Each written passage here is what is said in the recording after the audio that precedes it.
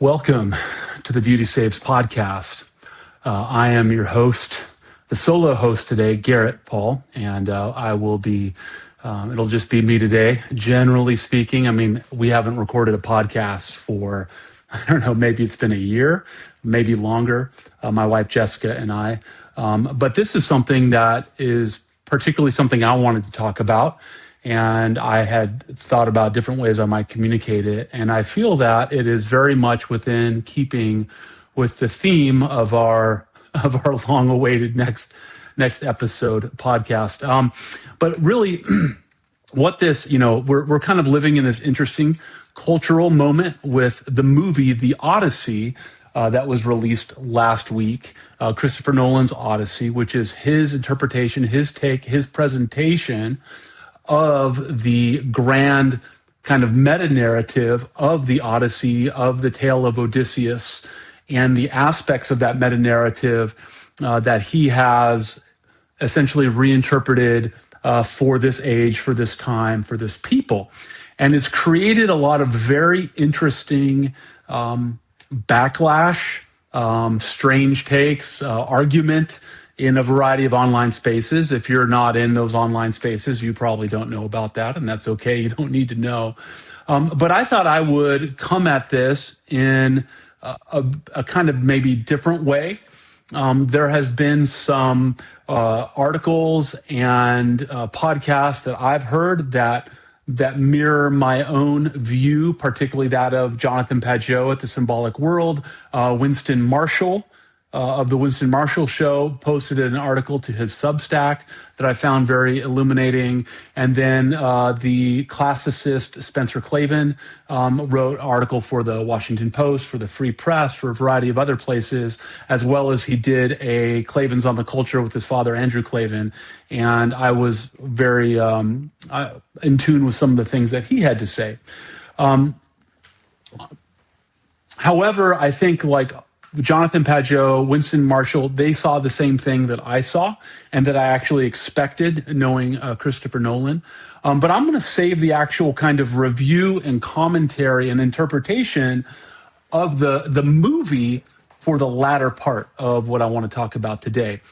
Really what I want to talk about is primarily the very critical aspect of the hero cycle, and that is the return, and how we see that in the Western canon in literature as I would say, a revelation of something that is true, that is critical to our understanding of the world, and not just, it's a foundational myth or an aspect, a motif of the foundational myth, but it's not a foundational motif because we discovered it, or Western civilization created it, I should say rather, but that it's been revealed to us through art, through the arts like literature and theater, and even paintings and a variety of places.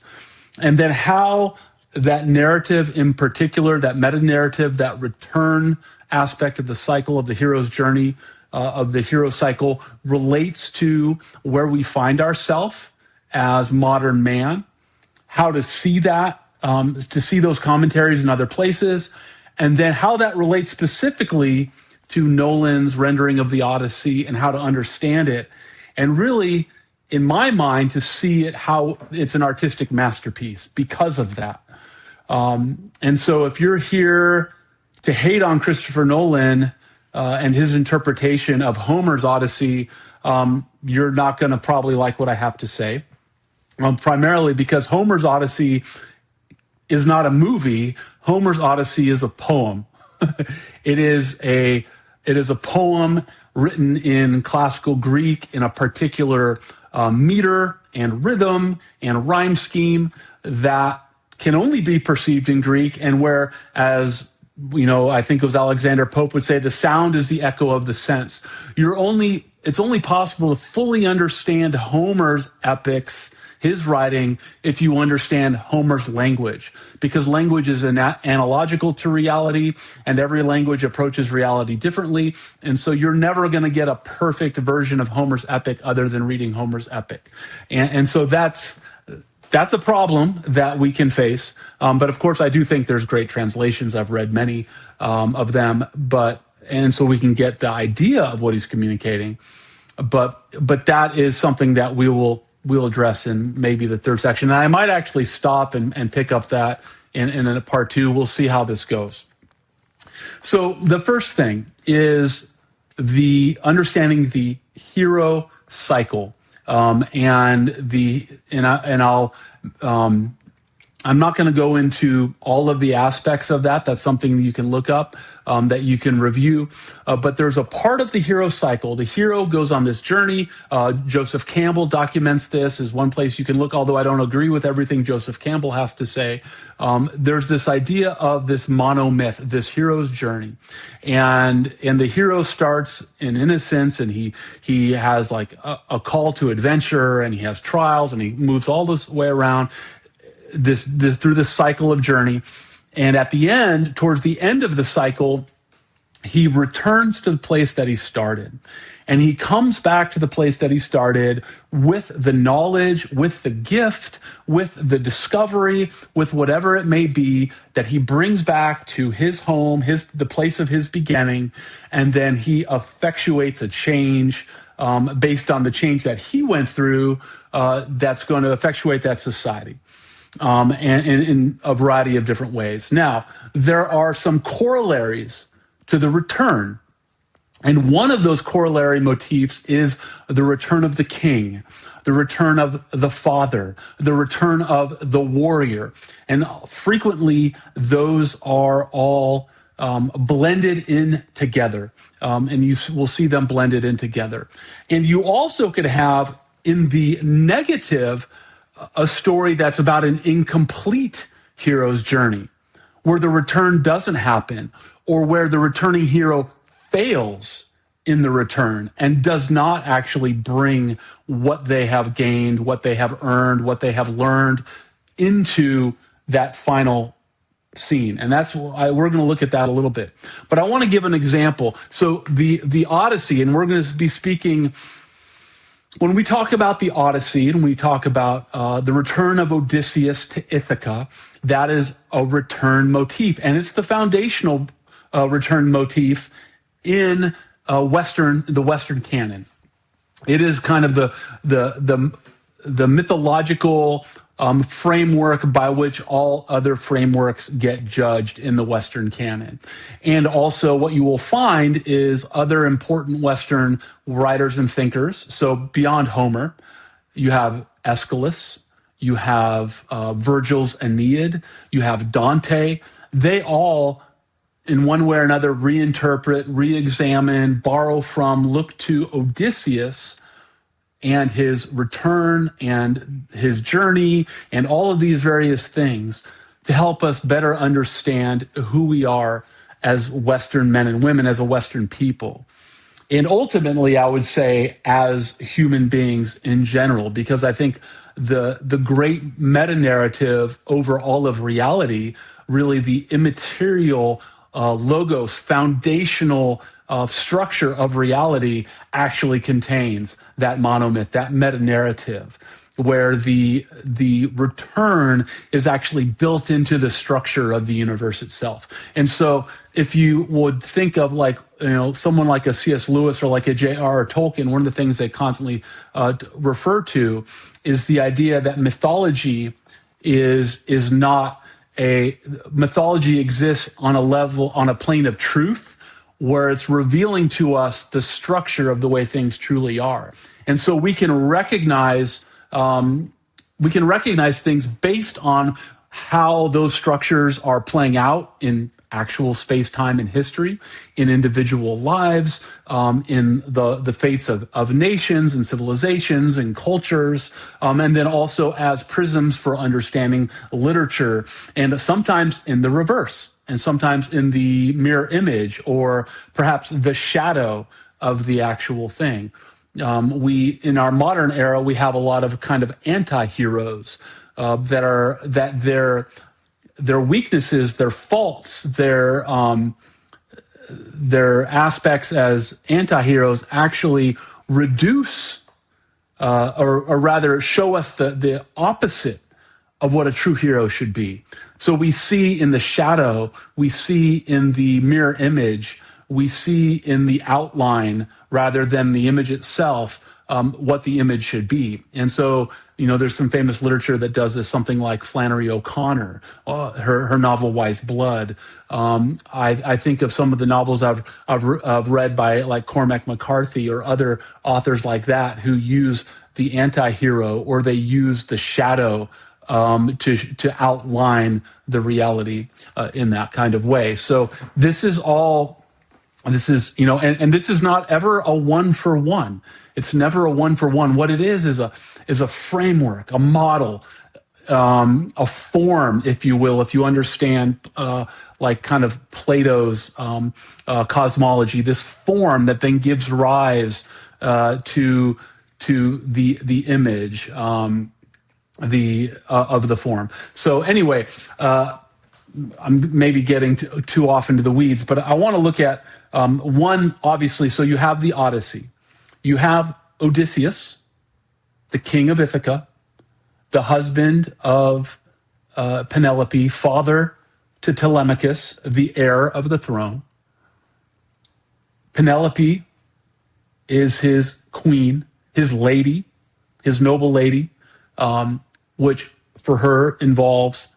Now understand this, the historical Odysseus, if there is one, the historical Penelope, the historical Telemachus, the historical Agamemnon and Menelaus and Antonius and all these characters that you may now be familiar with because you've been perusing the Odyssey for the first time in your life. Those are Homer's rendering of them according to contemporary, as in 9th century BC or 8th century BC Greece, Greek values to essentially establish a civilizational constitution of value, right? And so when we talk about Odysseus and Penelope, we're talking about them in the context of how Homer rendered them so that they would be understood as speaking to the values that would be mimetic for a Grecian civilization that is not really unified. It's city-states all throughout, but there is a Greek identity. And Homer is trying to bring that Greek identity underneath this oral tradition of these myths, of these battles, these perhaps historical occurrences that now are becoming the foundation of a social cohesion through this mythos that he's communicating through his poetry, right? And he's doing that in such a way to create these mimetic, these characters that are to be emulated by any true Greek, by a Greek man, by a Greek woman, and it's very important for Homer that he communicates that in a way that the people can receive. So it's through these images, through these oral traditions that they know, that they understand. And so you have Odysseus, the king, the husband, the father. He is obligated by Agamemnon and Menelaus to join them to protect Menelaus's honor because his wife has absconded, either been stolen or snuck off with Paris to Troy.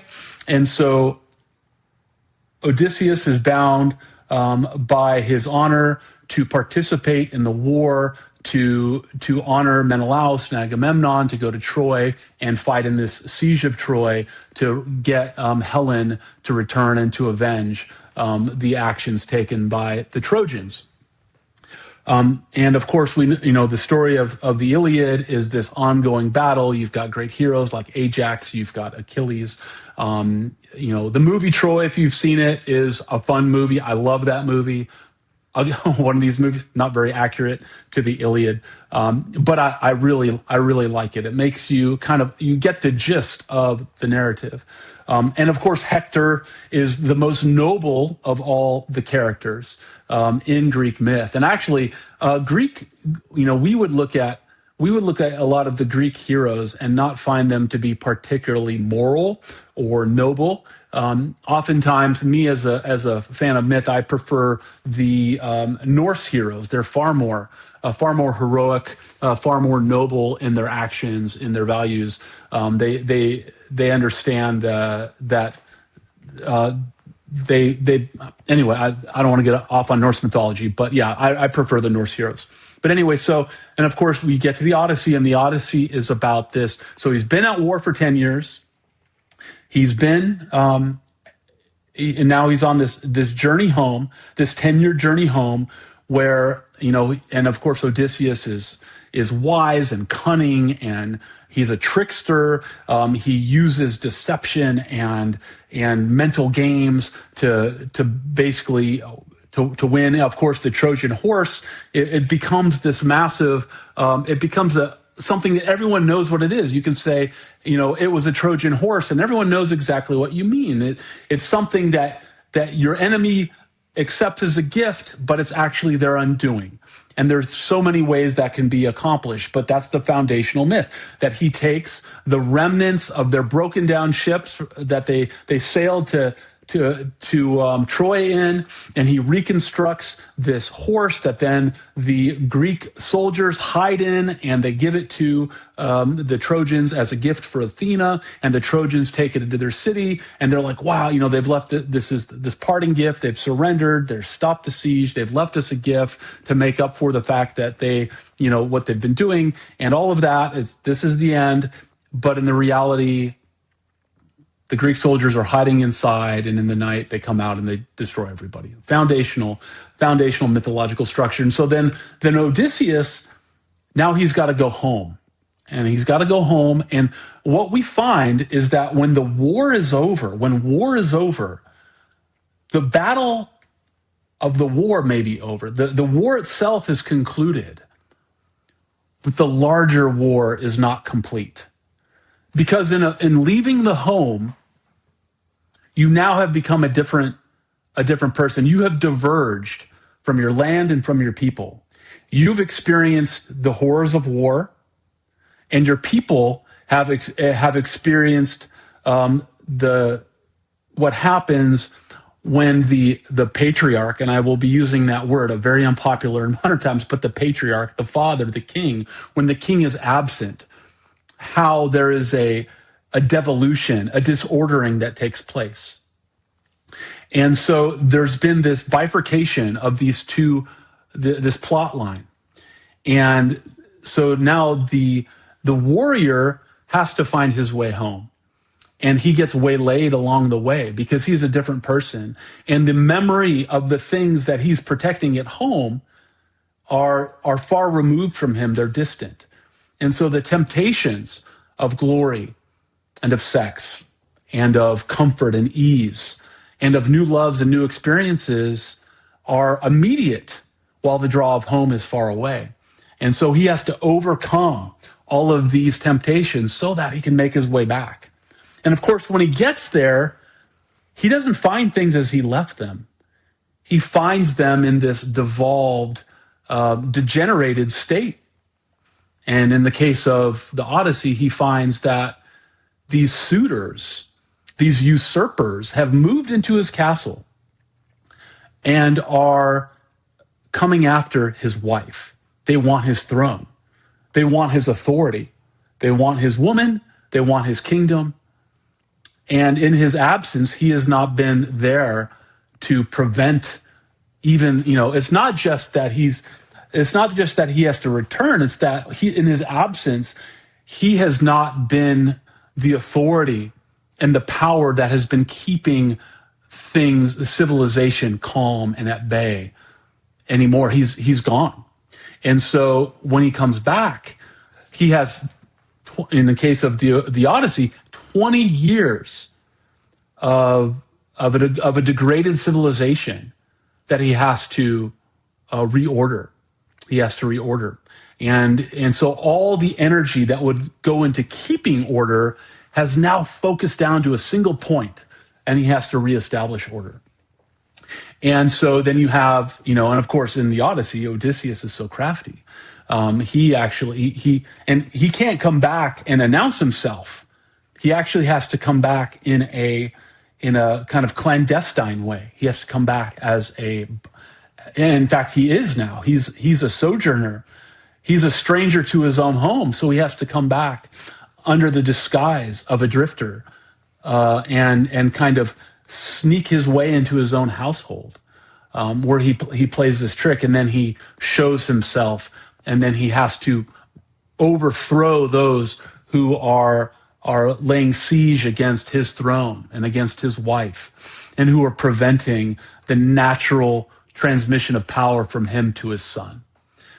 Because obviously, if his suitors would marry his wife, they would kill his son, and they would start a whole new line, and his entire line would be cut off. And so that's the return. So the pattern of this return set down is that it is necessary for the warrior king, the father, when he returns from being away, to come back and reassert order, and to kind of drive out, to eradicate his domain of those who are laying siege against it.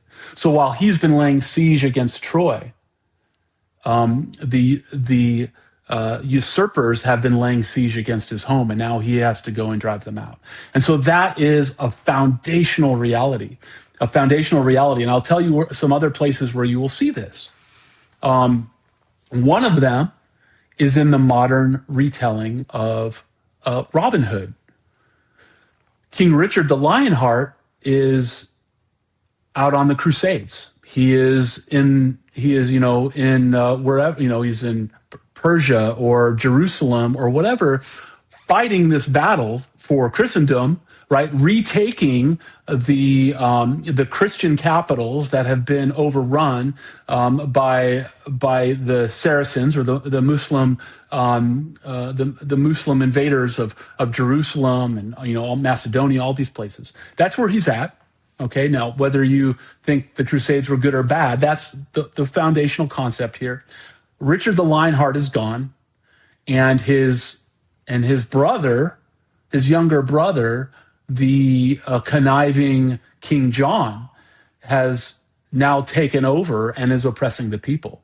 And of course, Robin Hood rises up. He's like the faithful servant who's going to kind of fight back against this. And of course, in the Odyssey, you have faithful servants as well. You have, Argus the dog, who is just, like the greatest dog in literature. And you have the faithful servants who are awaiting the king's return. And of course, King Richard comes back, deposes of Prince John, and reinstitutes order. Now, one of the other places where you see this in a profound way, and I bet if you thought of, maybe you have your own, maybe lights are going off for you in some of your favorite books, some of your favorite stories, some of your favorite myths, or even movies. The return is factors. It's very satisfying for us to see that motif work out in front of us, because we understand it. But so you look at, like, in The Lord of the Rings, Merry, Pippin, Frodo, and Samwise, they leave the Shire. They leave the Shire. They are the next generation. Of Frodo Baggins, he's the inheritor of Bag End. That's a significant thing. The hero's journey that that Bilbo has been on is one that he brings back the ring. So there's Bilbo had a return, a different kind of return. Frodo will have a different kind of return.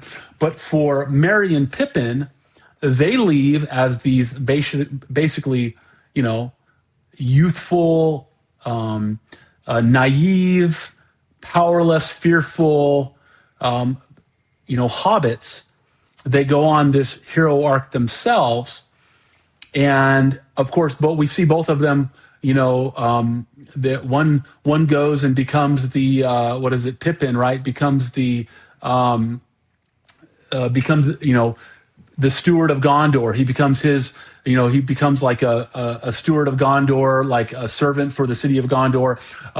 Merry, of course, becomes part of like the Rohirrim, and he's dressed out in armor. And they both drink of the Entwash, so they grow in stature. They become fierce in their own right. They develop bravery, and they experience all of these things. And then they return to the Shire. And what has happened? Well, Saruman and Grima Wormtongue have lost their power over Middle Earth, but they have slunk away into the Shire, where they were unexpected. And Saruman is now known as Sharky, and they're usurping. They are interloping in the Shire and have taken over Bag End and are oppressing the hobbits and cutting down the trees and turning the whole place into an industrial nightmare in Tolkien's telling of that.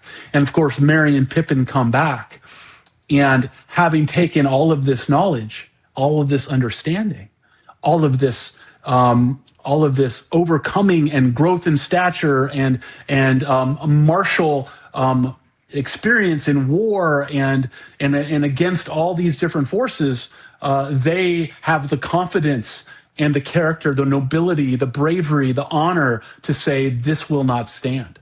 And so they raise an army, and there's the Battle of Bywater, and Sharky, and I forget the name of Grima Wormtongue's counter character pseudonym here, but they're driven out. They're just they're driven out of the Shire, and the Shire is retaken for the hobbits. And so this is this incredible return motif where there's an absence, things devolve. There are usurpers, there are interlopers. There are those who wish to do harm and undermine good order, undermine the civilization, the society. And they are, they come back and they reinstitute order. They push out the interloper. The subversives, if you will. I think that's a good word, too, is subversive. So you see this in, there's Westerns, where you have some like, I think of even like a movie like Tombstone, right? You have the gang that takes over the town of Tombstone, and Wyatt Earp, thinks that he's hung up his pistol and his badge for good, and he realizes the battle's not over. For me to make this a home, I have to drive out the subversives, and so that's it's part of the monomyth. It's part of our understanding of what goes on now. So the premise that I want to work from is this, and then we'll talk about another work of art that I think that you will be surprised to see it this way. But that is, what I see is that this happens in reality. Civilizations that go to war, and I want us to talk, one of the things that has come up, we are living in, the end of a world created, the post-war rules-based liberal order following World War II, and kind of with starts and stops at the Korean War and the Vietnam War, and even the Cold War and the global war on terror to a degree. There's like this, what happened, this is my theory, what happened is the West, after World War I and World War II, World War I affected Europe far more than it affected the United States. The British really lost their confidence after World War I. World War II, the United States, I would say as a nation, perhaps we didn't lose our confidence, but as individual men lost confidence. And they didn't lose confidence in the ability of our nation to establish order. They lost confidence in themselves as moral agents to actually establish order in their homes, in their society. And so what I see is, in the middle of the century, we take this tremendous, 1 million or 2 young American men, and we send them into battle in both theaters. You know, my uncle Eddie, my grandmother's youngest brother, fought in both theaters, in both Japan and in Europe. Did two different tours with the Marines and saw horrendous stuff. Horrendous stuff. He made it back. You know, I forget the exact number of the men that we lost in World War II. I think it's in the 450,000 range. That is a tremendous bite. When you think about it, when you think about the men who go to war, they are always those who are like, this is my civilization, my culture, my society, my family, my neighborhood, my community, my way of life, my values, my Constitution, my Declaration of Independence, my church, my religious beliefs, my, mom and apple pie. These things are worth me going to a foreign land and fighting people I don't know to preserve this over here. And of course, they leave. They left. And what do they leave behind? They leave behind younger brothers. They leave behind older men. Okay? And when the war is over, those who come back have been morally compromised, and they know it. And that's because war always is going to morally compromise you. I believe in just war. I believe that war is just and noble and honorable in World War II. I think that's a just war. We belonged in that. We should have done what we did. I don't know about the atomic bomb in Hiroshima and Nagasaki. I feel that was a necessary, what we would say a necessary evil, and war is a necessary evil. But war is never a good. War is never inherently good. War is always attacking the image of God in humanity. Your enemy is always the image of God, whether they're doing evil things like the Nazis were, or they're doing, things in their own self-interest that you just don't like. They're always the image of God that you're fighting against. And that is always the devil winning in some kind of way. That is always the accuser, the destroyer winning in some kind of way. So even though I believe in just war and honorable war fighting, it's still not an inherent good, right? Does that make sense? And so our war fighters go to war and they kill the Imago Dei. They find themselves in situations where, and like police officers do, if I don't draw my gun and shoot, am I going to go home to my family? Right? That's a decision they have to make. Am I going to go home to my family today?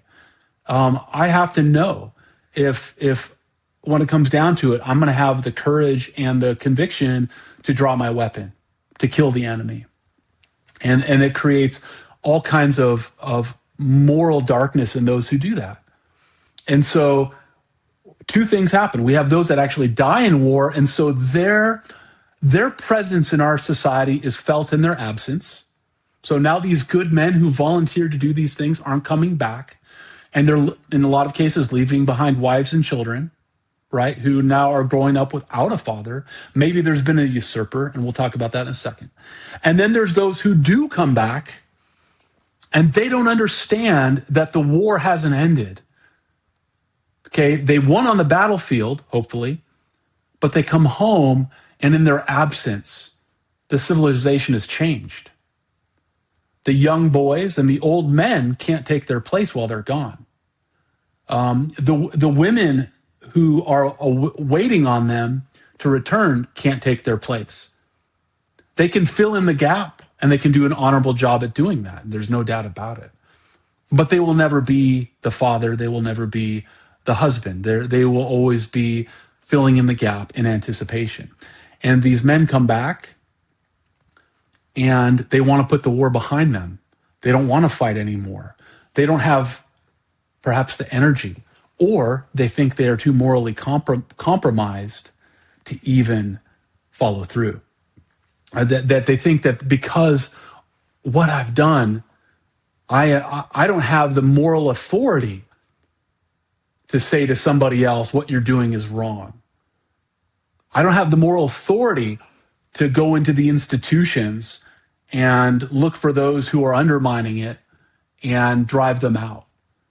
I have seen the gray, the vast moral subjectivity that exists in war, and now I have a doubt. I doubt myself and my ability to know what is right or wrong, and so I'm likely to just let things go and just be happy with going to my post-war boom, little, 3-bedroom, 2-bath house and barbecue in the backyard and get a job with a company and have a nice middle-class life and save some money and have children and go home and read the paper and drink a whiskey and et cetera, while I am emotionally unavailable to my wife, I'm emotionally unavailable to my children, and I don't know if I believe any of the foundational structures that I believed before I went to war. And so I'm just going to go through the motions, and I'm just going to let other people take over. And I think that is exactly explains, because what happened in World War II, all these men come back, but who doesn't go to war? Who does not go to war? Well, it's the men who are like, well, I'm in academia. I'm going to get myself out of it some way or another. It's those who will weasel their way out of going to fight, who will put all of their effort into avoiding the fight, who have designs for the society left behind that will remain. And they are the ones that will start to, get a hook on the culture and the civilization. So the worst men, right, the subversives, the connivers, the snakes, they stay behind. And what happens in mid-century America is you have the Marxist school that's escaping Germany and Austria. They come over to the United States, and they come up with this plan for the long march through the institutions, where they're going to use Marxist theory to deconstruct Western civilization in the United States. And they worm their way into the philosophy departments and the economic departments and the English departments of our institutions. And we are living with the 70-year later result of that, which is what we would call woke, what we would call, post-structuralism, post-modernity, right? All these movements we've been through that have created this kind of fractured, atomized society, and all of its problems that we look at now and we say, what happened, Western man? The anti-colonialism and the turning everything that established order, and this is not to say that society was perfect, but the 1950s that we look back on were kind of like the zombie perfection, right? It was a hollowed out corpse of what had been previously idealized, and no one had the energy to truly fulfill those things, which is why it collapsed within a decade and a half by the 1960s. And so you see this all take place. And of course, after Vietnam, it's even worse.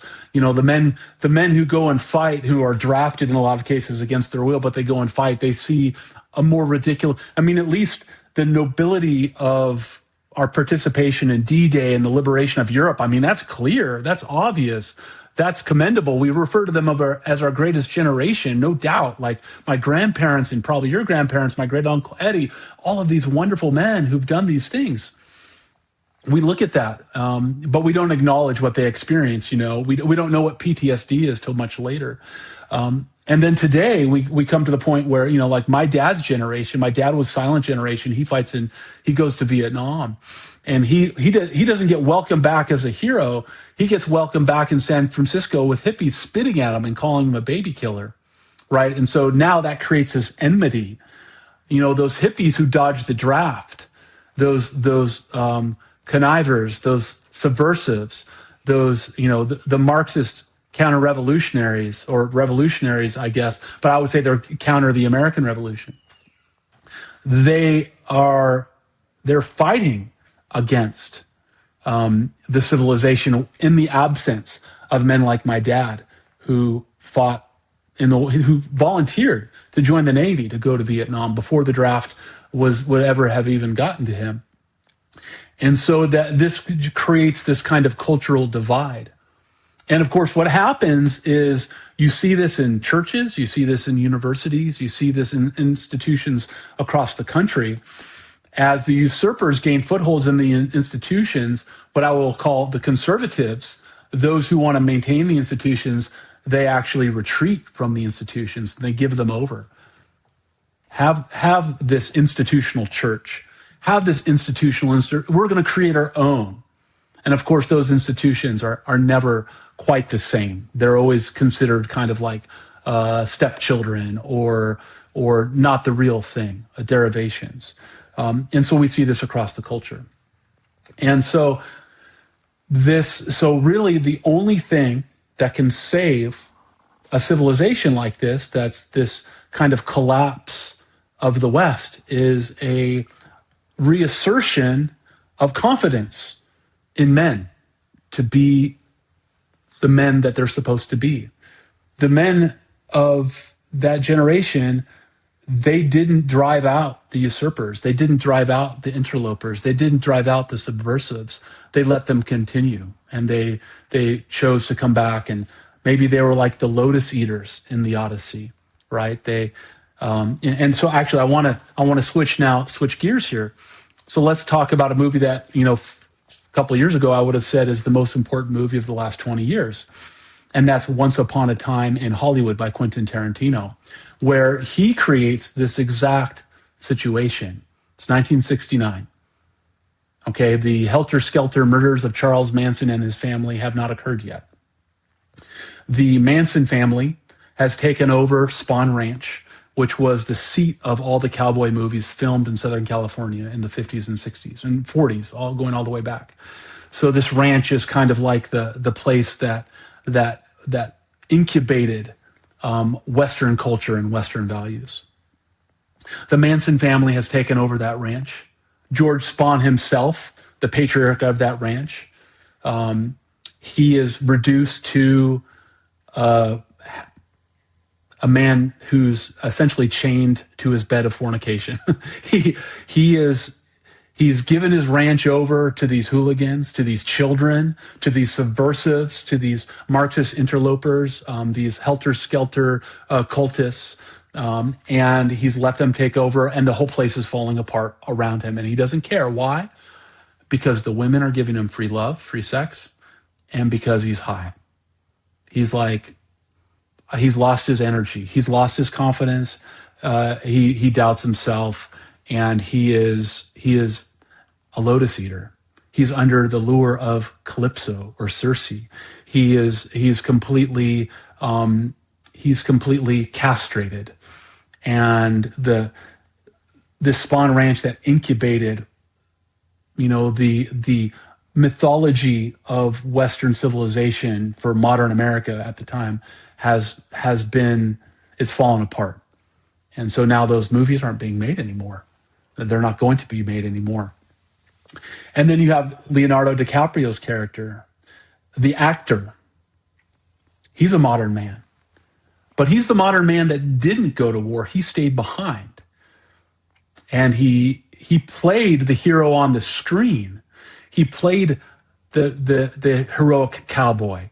He played the heroic soldier. He played the heroic knight, the chivalric knight. He played those things, but he knows he is not those things. He did not go to war. He stayed behind to enjoy the spoils left to him, the women, the parties, the wealth, the prestige, the admiration, even of soldiers and all. They all admire him. They think of him through the lens of what they saw him play on the silver screen. And because of that, he's racked with self-pity and self-doubt. He knows he's a fraud. And so he's completely a castrated man. He has no agency of his own to act. And then you have Cliff Booth, the character played by Brad Pitt, who is the true heroic archetype. He is the Odysseus of the story. And he was the valiant warrior who did incredible things in the war. People know that about him. He also came back from that war scarred and morally wounded. And it's unclear what happened between him and his wife. We're led to believe that he either got tired of her and tossed her into the ocean, or she fell in himself or herself, and he didn't have the energy to rescue her, which is all very symbolic in and of itself. Either way, there's that doubt right in the Odyssey that, and I'll say that the Once Upon a Time in Hollywood is an Odysseus. It's in that motif. So it's like that did she go willingly to Troy? Did she want to go, or did she get abducted? Did his wife fall in, or did he push her? Did he try to save her, or did he let her drown? There's that ambiguity there. The same thing with Odysseus. Does he want to go home, or does his journey finally land him there? And there's ambiguity. And so the actions that take place, we interpret their actions, and they're not by their motives, by what they do. And that's an important thing as well. But so this Cliff Booth character, though, lacks moral confidence. He is the warrior that has left, and when he returned, lacks the moral confidence. You see it, though, when there's that scene where he's driving down the street and there's that beautiful young gal. I think it's Molly Ringwald, not Molly Ringwald's. The actress she's an actress's, famous actress's daughter. Beautiful, lithe, lovely. You can tell she is she's a very sexual being. It's very much in her character. He gives her, he feels that temptation. He gives her the ride, and she offers to give him a sexual favor for the ride. And he says, "How old are you?" He's saying, "Listen, I may not have high standards, but I do have standards." So he's not completely lost. He's not become a complete relativist. He still has a chivalric code, no matter how bent and warped it's become or whatever, but he still has a standard. And he still has a standard when he goes to Spawn Ranch, and he looks at what's going on. He's like, I can't tolerate this. And he deals with that. But the interesting thing about Cliff is about the Brad Pitt character. He's living in obscurity as a stuntman behind the silver screen, behind a drive-in movie theater. So the image of the hero that's being played on the screen, the actual hero is living a life of solitude and like a hermit almost, behind that silver screen, behind the place where the image that Leonardo DiCaprio's character plays is in 100 feet tall. The real thing is hiding behind it, living this dissolute, pathetic life. He's in hiding. He's in retreat, really, as a person. But then he's the stuntman for Leonardo DiCaprio, right? Leonardo DiCaprio can't take care of himself, can't get himself home. But Cliff is competent. He's capable. He's a man. He just doesn't want to assert all of those virtues into the culture around him. But he will prop up the man on the silver screen. And so obviously the end scene of Tarantino's movie of Once Upon a Time in Hollywood, and of course, really quick, so the character, of course, Manson is that Luciferian subversive. He's going to twist everything against itself. He's helter-skelter. He wants to create a race war that will allow, which is a really interesting thing when you think about it. Where is he getting these ideas? If he can create a race war, that creates the envelope of space for there to be the revolution he desires. Like that'll create the enmity that then you can get your foothold in and change a society. So whenever you see a lot of division going on, you understand what's working there. But so Cliff So the plan, of course, is that they're going to kill the Manson family is going to kill Sharon Tate and her husband. And Sharon Tate, in real life, she was the daughter of like a 4-star general. She was the all-American girl, the inheritor of the civilization, of the continuation of that ideal. She was funny and beautiful. She was pregnant, right? She's about to give birth, so she's all hope, all expectation.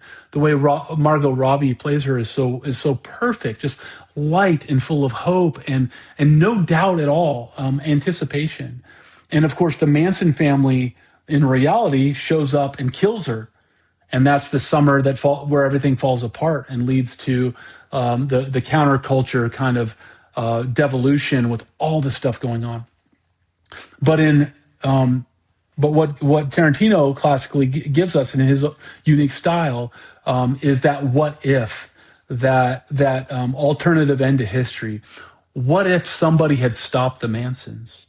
What if you have a return home by Leonardo DiCaprio and Brad Pitt, a return home to their home next door, and they see what's going on and they're suspect and they're watching and they're like, this will not stand.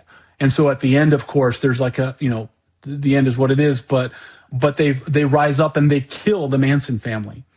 Or they kill these people. They put an end to it. They stop the murder. And the wonderful thing is Sharon Tate has no idea what's happened. She doesn't know that what she's been saved from.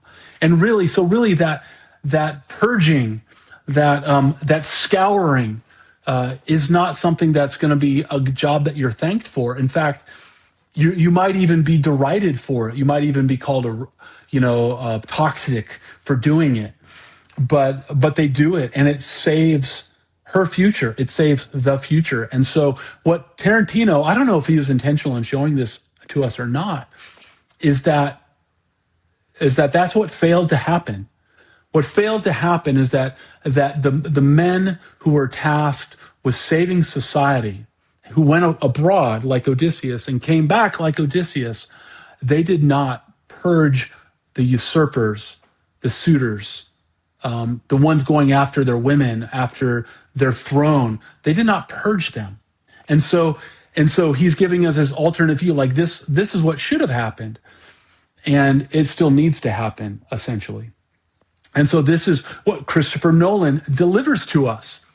He's not giving his entire movie, and I would highly recommend reading the article by Winston Marshall, which says that it is an anti-woke masterpiece.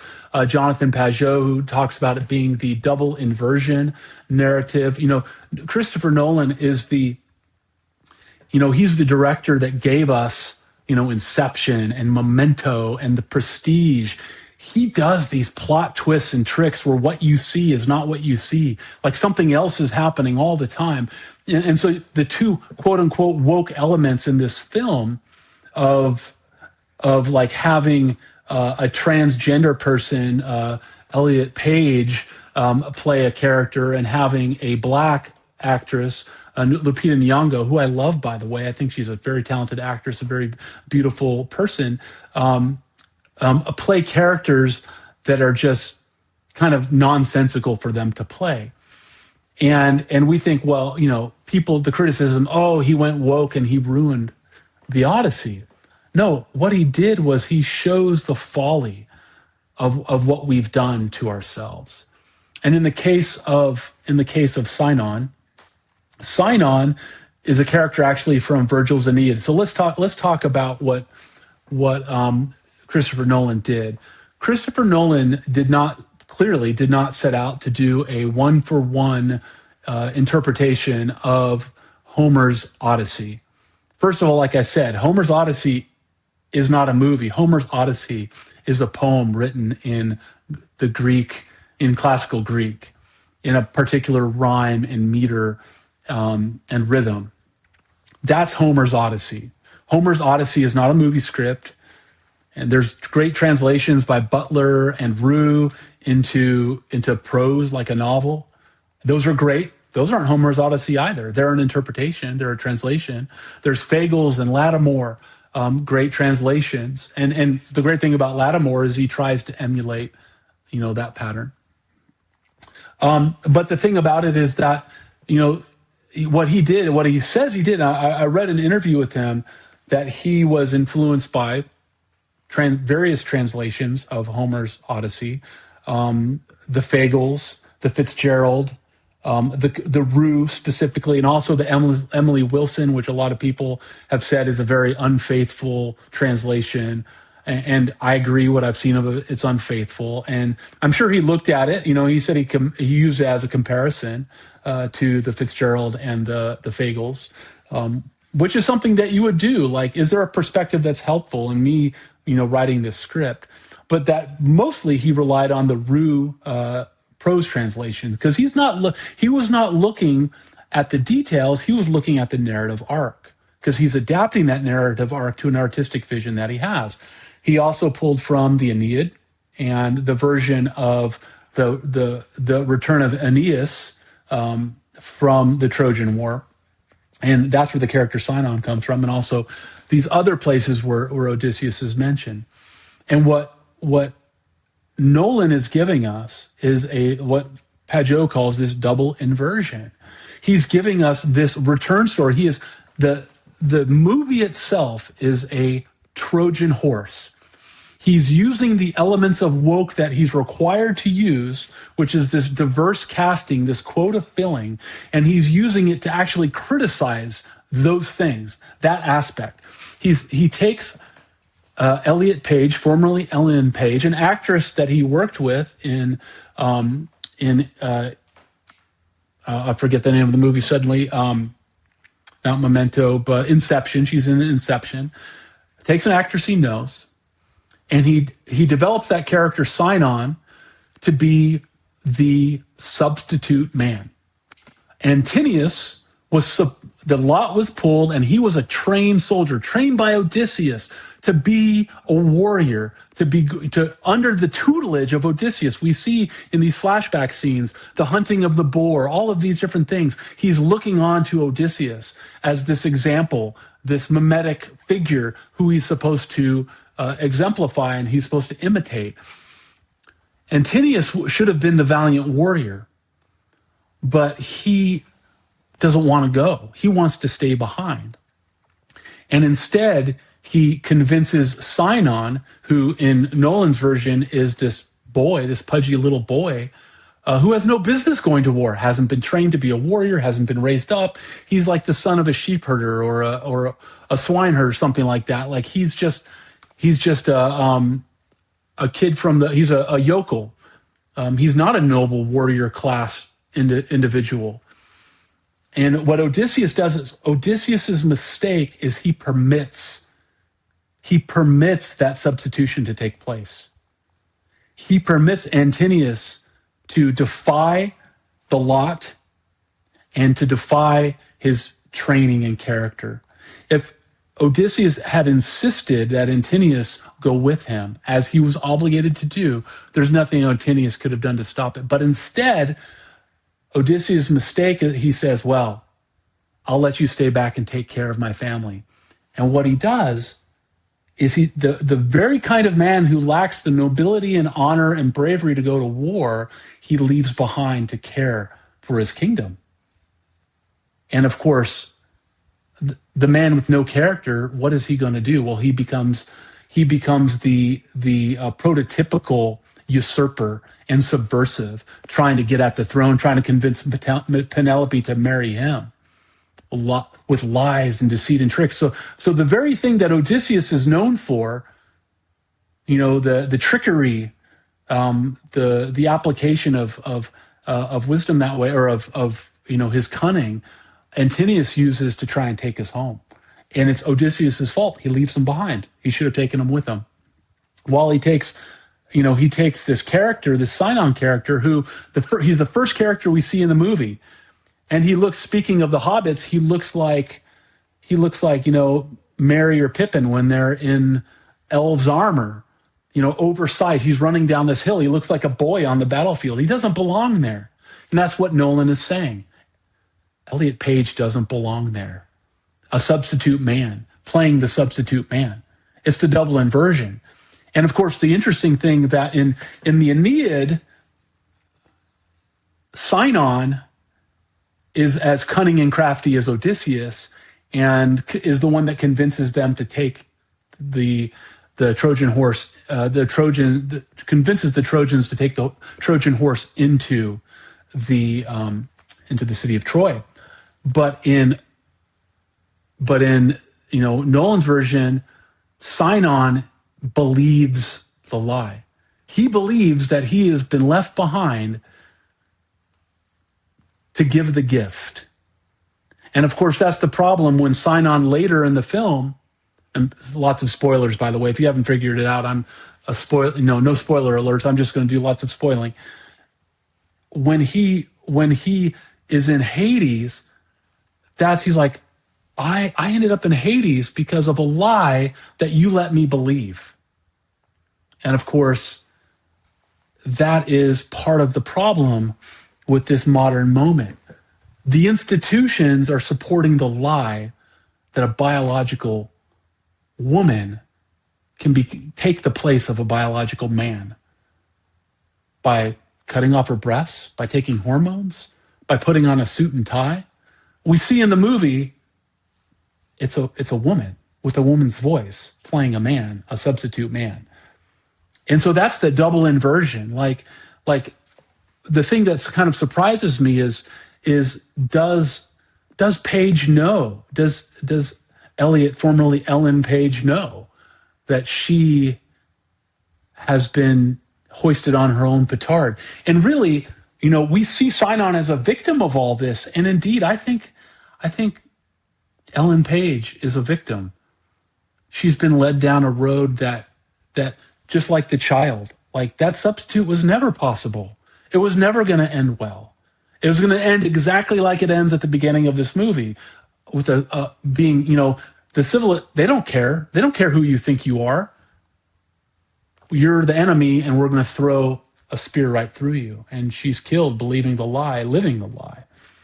And that's a profound truth. But it was Odysseus's failure to follow his own ethic, his own knowledge of who should have been there, that led to this, that led to his kingdom being usurped, and the interlopers in his castle eating his food, plundering his castle, threatening his wife and his son, and the young boy Sinon, who he is going to try and take care of. It's his fault. He was the failure.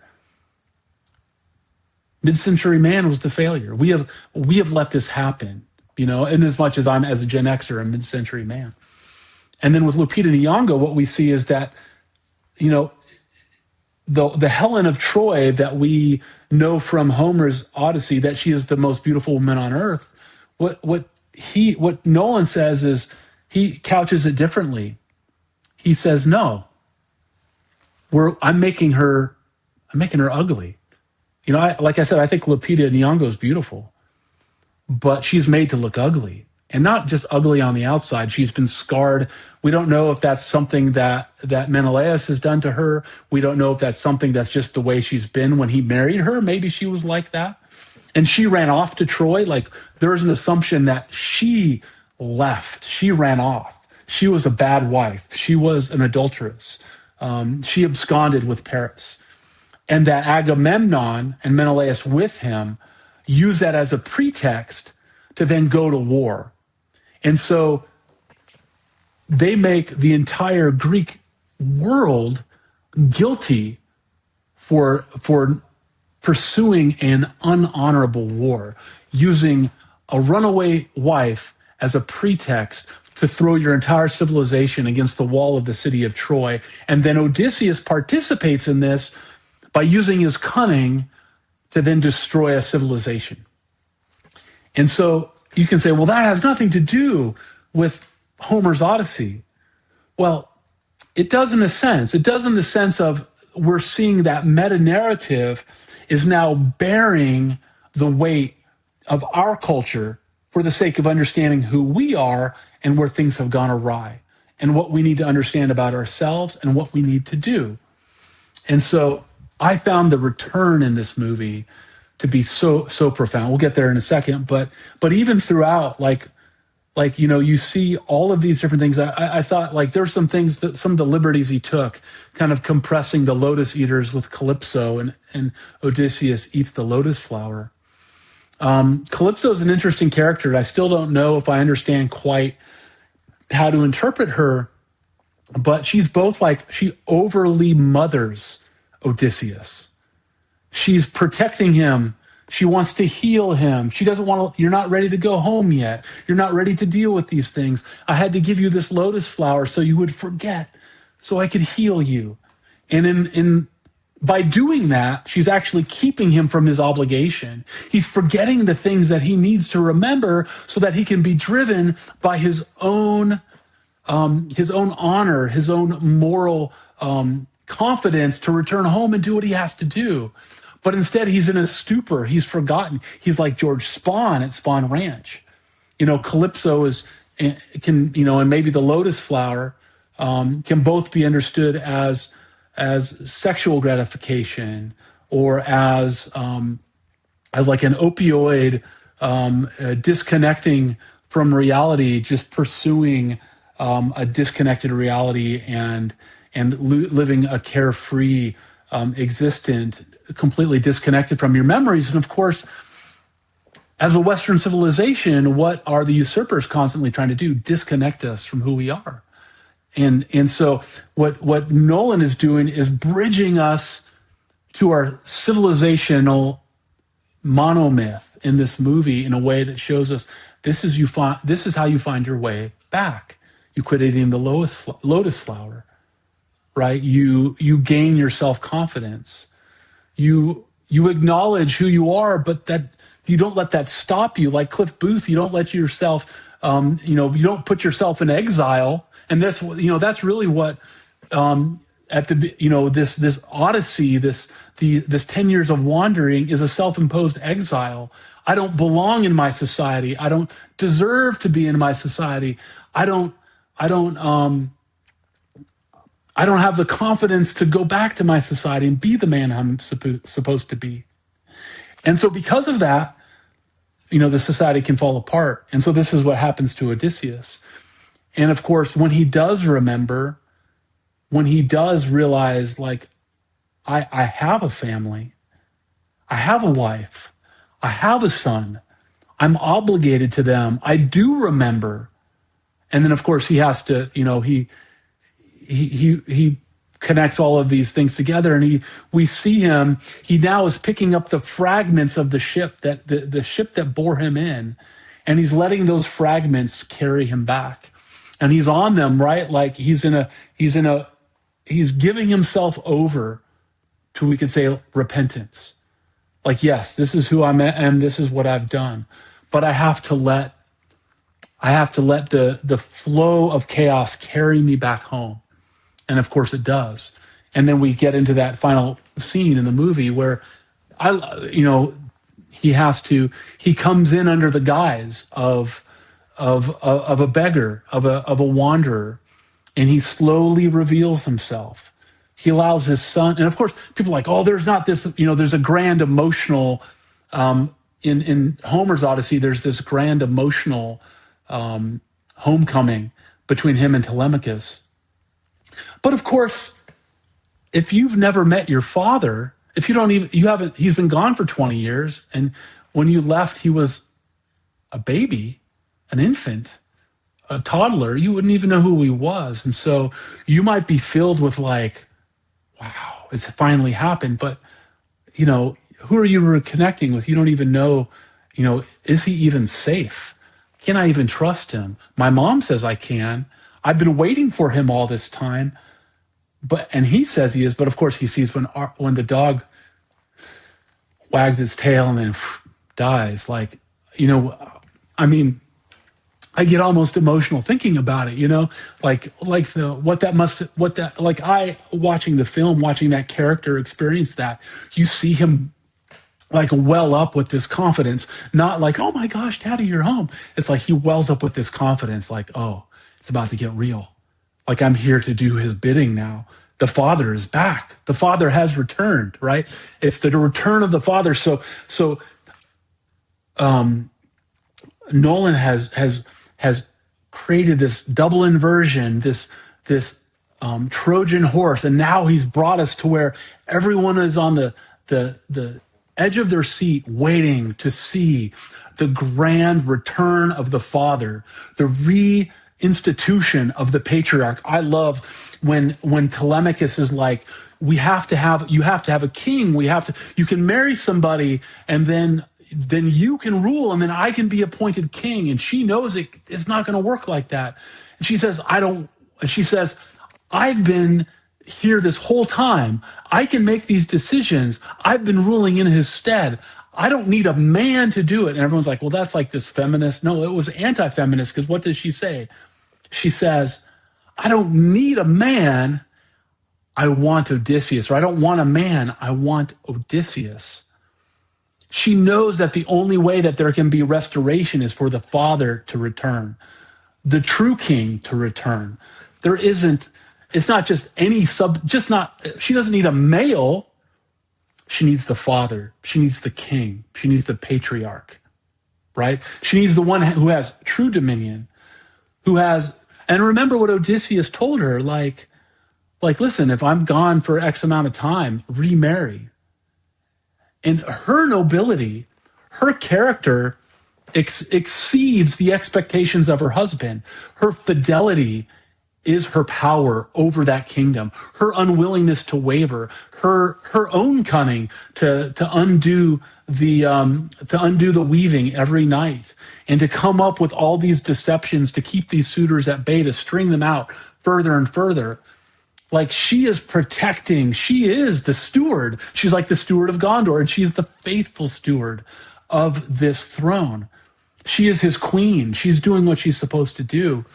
And she's in expectation, waiting for the return of her patriarch, of her husband, of the father of the king. And so she's, I don't want a man, I want Odysseus. And that's the key. Telemachus, you cannot get the throne. You can't get the throne from me. I can't give you the throne. You can't get the throne from a man who's not your father. That you can only get the throne if your father gives it to you. And it will only mean something to you if your father gives it to you, if your father is the one that elevates you. And so you're still a boy. You don't understand that yet. But what Telemachus sees, Telemachus is a bystander to the return. He not entirely. He goes and the guy goes and tries to get the weapons and all of that in the movie, and Telemachus fights him. So he's joining his father, and there's probably a lot there to come delve into. But Odysseus, there is no straying from.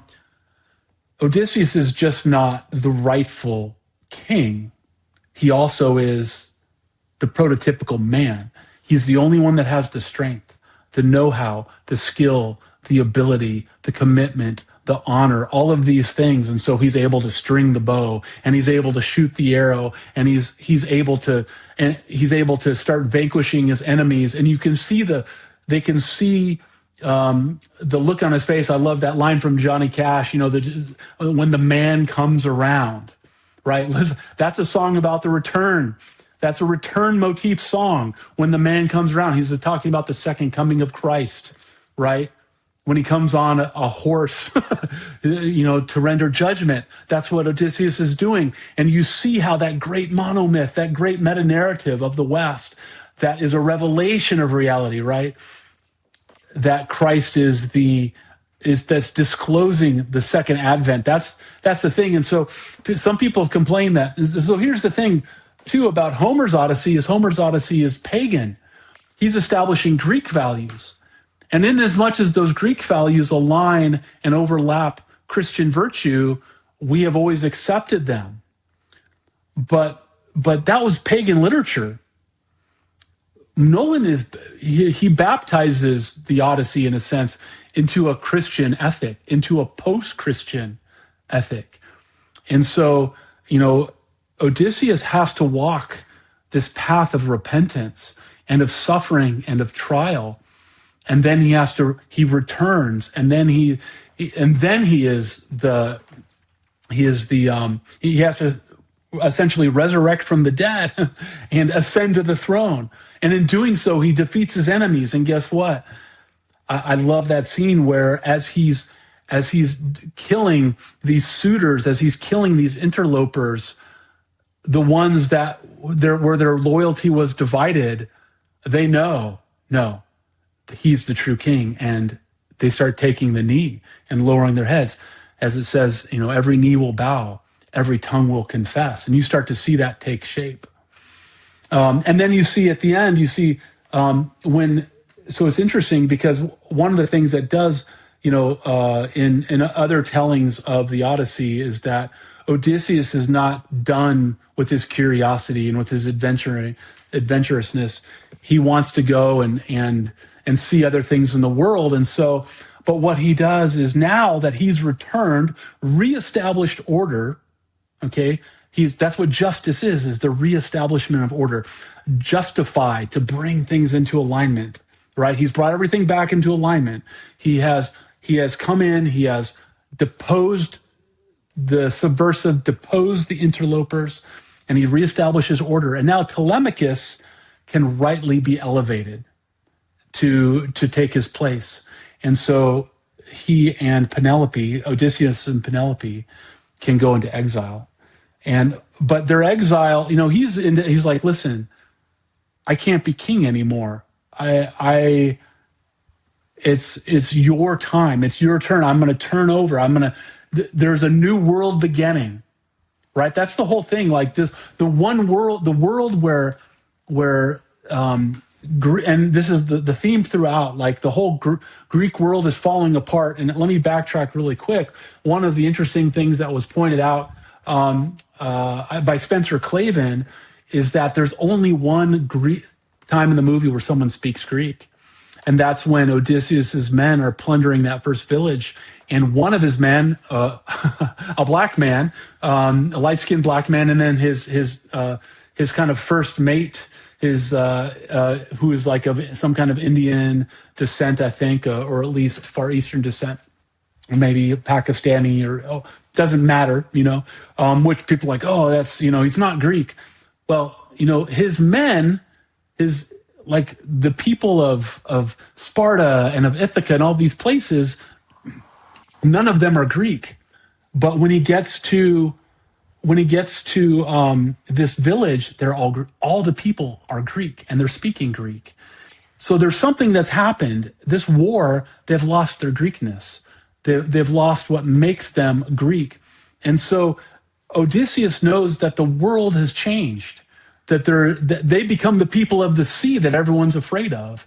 This kind of like falling apart of civilization has happened because of the bad roads they've gone down. And now he's made his return. He's reordered the society, and now the new world must be passed on to the new king. And so in a sense, that return of the king is not just the return of Odysseus, but now Telemachus is a new era, a new world taking shape. And a lot of people have looked at our modern world, and we see ourselves, we're at a change of worlds right now. Where the old world, the post-war, or the post-war rules-based, liberal rules-based order is coming undone, and a new global world, new global order that sounds kind of scary and to some people, but a new world is taking shape. And at that transition, there's a lot of chaos, and there's a lot of confusion about roles, and there's a lot of confusion of who's in charge and what's true and what's real.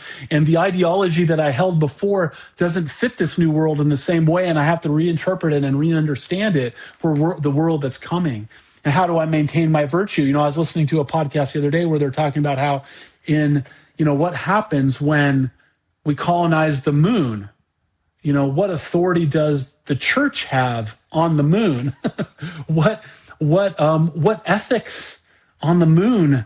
Are ethics different there? How is this relevant to that kind of thing? Or if we're dealing with this, if we start getting like AI delivered gene splicing, and you can like design out like genetic genotypes that, various diseases and things like that, like, does that become an obligation for a Christian to do, or a Western person? Is that a moral obligation to what, it's like, Jehovah's Witnesses, I'm a nurse, Jehovah's Witnesses won't do blood transfusions.